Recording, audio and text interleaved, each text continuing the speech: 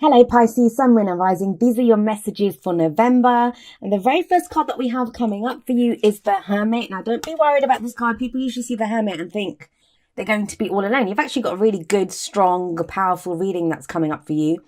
So we start off with the Hermit. It means that you might be, like, as an underlying energy, feel like really contemplative. Look at this guy. He's kind of pondering. He's contemplative. He's trying to figure out what's going on. So there may be a situation where you've taken a step back and you're trying to figure out, what you want to do, getting a new perspective on the situation. It's a very spiritual card, can talk about meditation. But the main kind of gist of this energy is, trying to find answers, looking for answers. But those answers are always found within. I think Scorpio got the Hermit as well, but I think they got it as the advice. So this is about looking for answers, looking within for answers. But let's see where that leads in the rest of the reading. We have coming up at the heart of your reading, the Knight of Wands. Capricorn got this. So if you guys have got anything going on with Capricorns, they got this in the same place at the heart of their reading.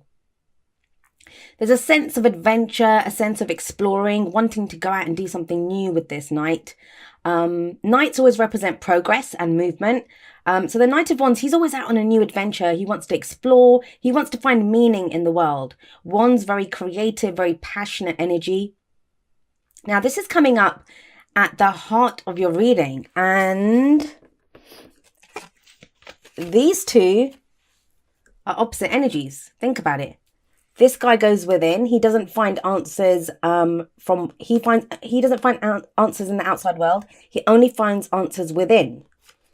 This guy looks for experience. He looks outside of himself. He looks to see what's out in the world, and also puts his energy out into the world. So, creative projects, adventure. It's that kind of very exciting, very enthusiastic energy.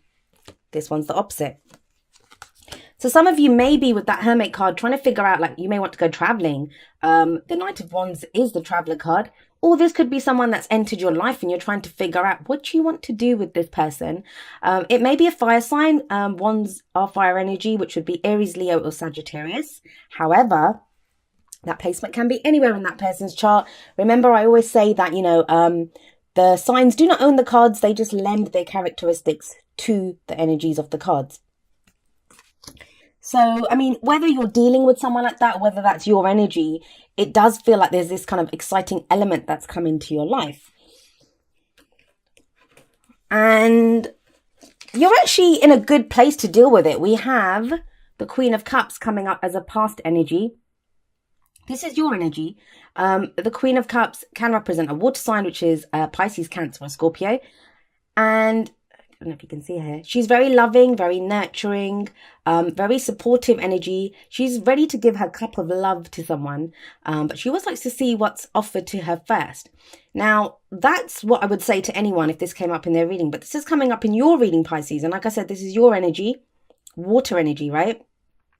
So if this is coming up as your foundation, this is you very much in your own element, very much kind of knowing who you are. Whenever we get our own energies that come up in the readings, it shows that we are feeling like ourselves. And that sounds kind of strange because don't we always feel like ourselves? Well, no. Sometimes you get like, when you get water signs that have very kind of swords energy, that means they're very much in their heads. But this is you being very much in your own energy, knowing who you are. And it's great as a foundation because it kind of shows that, as you move forward, you're coming to a situation from who you are. Now, how would the Queen of Cups and the Knight of Wands get along? Well, this may be someone younger, for starters, than the Queen of Cups. So you could be dealing with someone that's younger than you, even if not in age. It may be in maturity or, in their kind of energy levels. She might want to settle down, have a family, do that kind of thing. And this one's like, no, let's go traveling, or let's go do this. Or, it's that kind of, there's a difference in energy levels here. But like I said, it doesn't have to be someone else. This could be you. This could be you, sorry. Even though you're coming at it from this, that because you found a place in who you are, kind of more settled energy, you're now ready to take on a new adventure. Doesn't feel like it's easy though, because we have coming up in the present, the Strength card. Now, the Strength card, I love this card. It speaks of, let's have a look, actually. He looks like he's yawning like a big cat at her feet. The Strength card, when it comes up, it's telling you have the strength to overcome any obstacle. Any obstacle that's in your way, you have the strength to overcome it. However, as wonderful as a message as that is, and it's a beautiful card, it does indicate that there are obstacles that need to be overcome, or you wouldn't need the strength, right? Now, strength, it doesn't just talk about like physical strength or endurance. I mean, that's another energy for this. It's the card for Leo. So some of you may be dealing with Leos, but it's that very Leonine energy of, having the courage to do something, taking the bold steps. Another name for this card, it used to be like lust, not just passion, not just like lust in the bedroom, but lust for life, a lust for some dream. When we lust after something, we truly want it and we go after it. So it feels like at the moment you're being called to be stronger. You're being called to overcome some fears. I always see like when this card comes up, it can be that we have to overcome some fear. But like I said, you have the Queen of Cups coming up as a past energy. So you're in a good place to do it. Like, you know who you are. You know what you want now. You know, you're in your element. So that's a good place to launch off if you want to do something new, if you want to try something new. But, you have the Hermit, 2 major arcana cards. So this is right above this in the spread. Maybe that's what you're kind of figuring out. You're trying to find the inner strength to do something, to take some bold steps. But what are the bold steps? What would you need to move towards? Where is this leading you? We have the Lovers coming up as a future energy. Now, the Lovers, it can indicate a relationship. So, we do have this guy sat above this. So the Knight of Wands, maybe there's a decision that you need to make about a Knight of Wands kind of character. It can indicate a relationship. Now, I always say this, there's distance between the two, right? So this might be, a decision on how do we close this distance? Do I want to keep this distance? And I always say this, they're naked. I don't know if you can see that. They're naked in the card. Whenever there are naked people in the tarot, that's showing who you truly are. Not being afraid to say, hey, this is me, warts and all, this is what I'm like, take it or leave it. So it takes a lot of strength. You got the Strength card, right? It takes a lot of strength to show who you truly are, to make yourself vulnerable in a way, because that is vulnerability. What I do also see with the Lovers card, it's a head or heart decision that needs to be made. So there is a choice here that needs to be made. How many major arcana cards do you guys have? 3. So there's 3 major arcana cards. That's half of the spread is major arcana. A lot of changes taking place. But what's the advice that you're getting? Well, you have the 9 of Pentacles. Now, the 9 of Pentacles, and don't forget, the 9 of Pentacles sits under her. So this is saying whatever you guys have achieved and you've created great abundance. Now that might be emotional abundance. That might be spiritual abundance, financial abundance, whatever abundance means to you and wherever this message is resonating with you. You've created a lot of abundance. Look at her. She's in this lush garden. She's done a lot. She's overcome her fears. The fact that she holds this balcony always indicates that she's overcome some fears. She's mastered something. And it says enjoy it. Enjoy the success that you've had. Enjoy whatever you've created. So enjoy the fact that you've come back to the Queen of Cups energy. But there is a whole world outside of this garden. So this to me also speaks of comfort zones, that this can become a gilded cage. When we've created that safe space, it's very easy to stay put there, right? To say like, I made this nice place, I did everything, and now I'm here. We can't ever stop. We keep growing, we keep exploring. And that's kind of why this card's coming up, I think. Because either you're being called to go on an adventure with someone, or you're thinking of going on some new adventure. Now, when I say an adventure, for some of you, that's going to be literal. You may literally be going traveling or wanting to move somewhere else. Explore something new, go into a new career, right? That could be having a new adventure, exploring something different. Could be in relationships, and maybe you've been playing it safe for a while and now you want to get out there, express some of the passion that you have. But yeah, it's giving you a pause, and that's kind of like what November is for. And yeah, we're in Scorpio season. That's a sister water sign for you. So that's what Scorpio does. It kind of exposes the underbelly of what's going on. And we can look at our fears. What are our fears? But I'm not really getting fears here. In fact, if anything, if there are fears, you're overcoming the fears. Strength card is brilliant. Whenever you get the strength card, yes, you're thinking about it. You may start off November like this, like figuring out.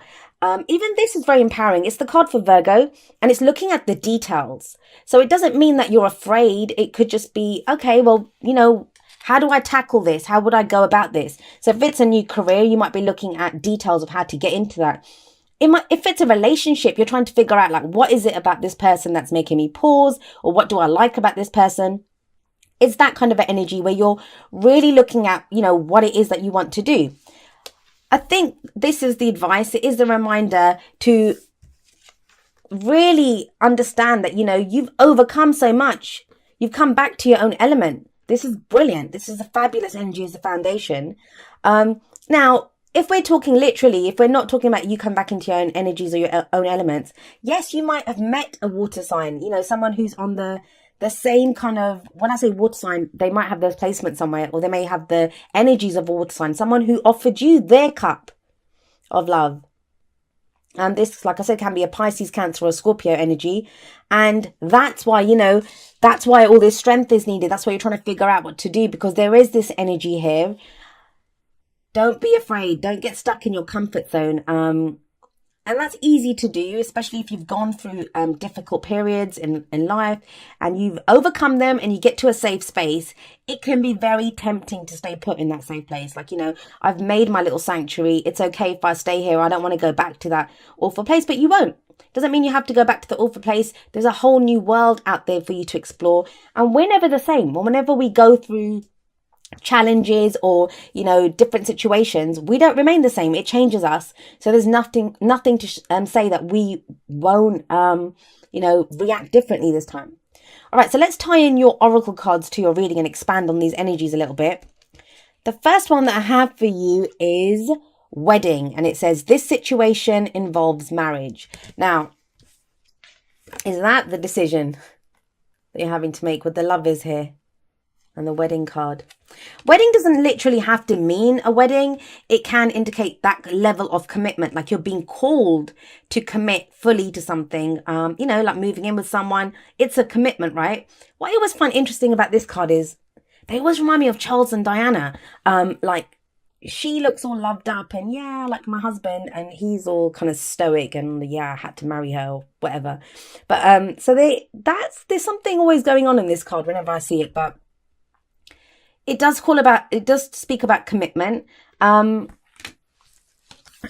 This guy is usually not ready to commit.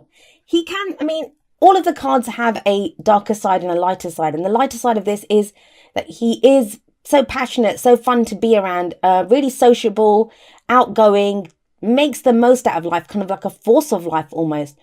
But the kind of darker side of this is that, he can be unreliable because he's always off chasing the next dream, look, there's a bloody rainbow behind this guy.